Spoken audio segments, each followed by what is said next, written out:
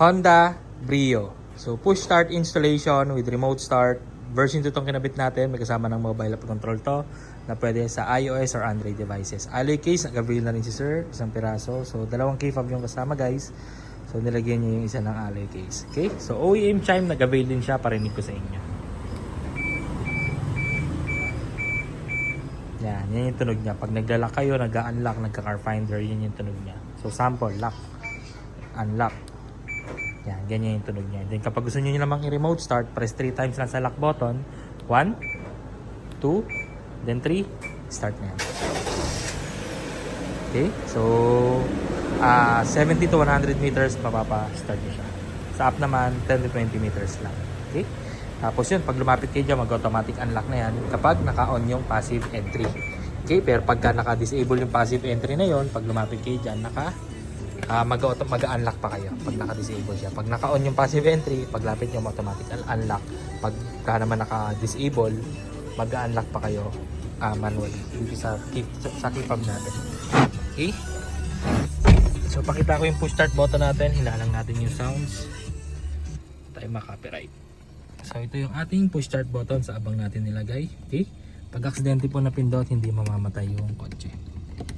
Okay?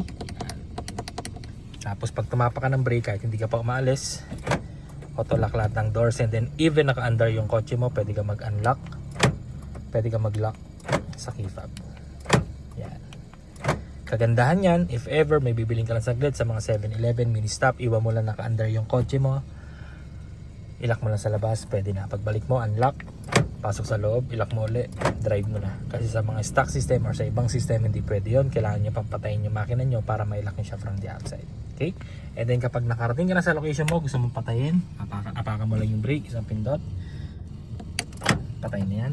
And then automatic mag-unlock din lahat ng doors mo. Then yan yung itsura natin ng push start natin kapag nakapatay yung makina. Okay? Without stepping sa brake, unang pindot, accessories. Okay, gano'n na yung mga bubots, accessories. Pangalawa, on, pwede nyo nang ibaba or isara yung bintana nyo nang hindi naka-start yung kotse. So typical push start button lang naman siya. Pangatlo, syempre, patay. Pag gustong start, apak sa brake, isang pindot,